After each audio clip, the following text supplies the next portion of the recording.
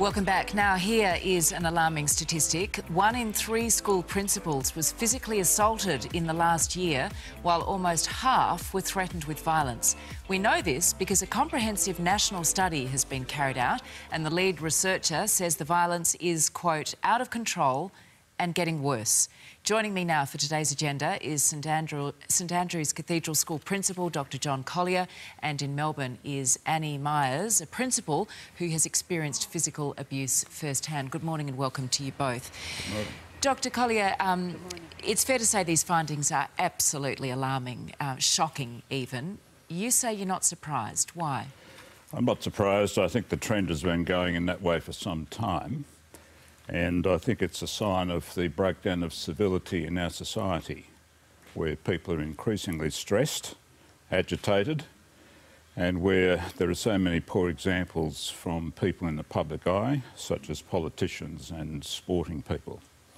So I think that those examples have become mainstreamed in society.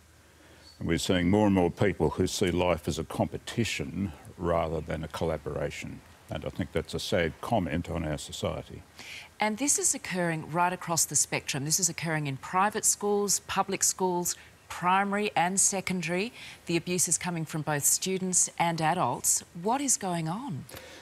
The statistics from Dr Riley show that the independent sector is the least affected, but there are effects on all sectors. And I think what is happening is that people are finding ways to push their issue. And it's so much easier now because social media mean that they can flame and troll almost immediately when an issue arises, and so react emotionally rather than with the time lapse that might give better thought. Annie, I have been absolutely appalled at the examples of violence that I've read off the back of this report. You yourself as a principal have experienced it. Tell us what you have endured. Thanks, Georgie.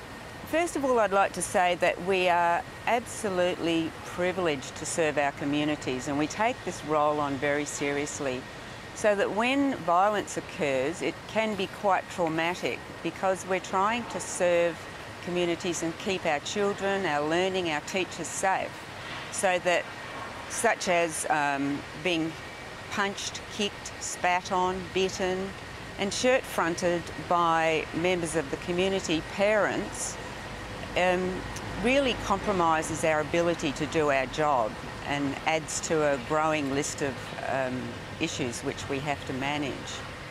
And you're left as a teacher with, and a principal, I imagine, with very little options in terms of how you respond to that level of violence. Absolutely, because we're the front line principals, and if teachers have been hurt, we're the front line again, so that, and it's completely a hands-off environment. We don't touch children, we don't go into violence ourselves. So this becomes a very big issue, and it only needs to happen once or twice, even in our careers. Mm. John, you made headlines last year when it became apparent that you'd sent out a strongly worded newsletter to your school community, yes, basically asking parents to back off. And you were saying that you were very displeased at the current level of agitation from parents. I got the impression there was almost a sense of entitlement that parents were bringing to the school, and that they could dictate how you discipline and how you run your school. What has been... It was a few months ago now. I'm just wondering, has that level of behaviour settled? How are things now? The publicity was a great irony, Georgie, because 99.9% of the parents at St Andrew's Cathedral School are delightful. But I take a strong view of these matters, and from maybe half a dozen parents I saw an intention of verbal aggression towards staff.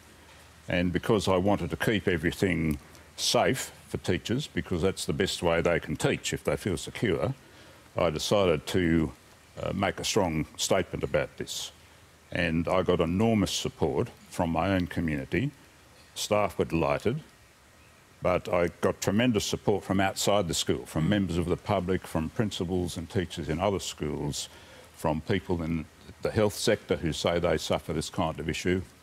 Personally, I've not been abused in that way. I've not been threatened. And as I say, most of my parents are delightful. So I think I'm probably a spokesperson for the whole education sector. Even though I don't experience this, other people certainly do. And it must stop. And abuse, of course, Annie, comes in all sorts of forms. It's not just physical, it's emotional, it's verbal. Every workplace should be safe. Every teacher and principal should feel that they can go to work and be immune to this. Not to take away from constructive criticism, and every parent, of course, has a right to that. What do we need to see happen, though, to turn this issue around?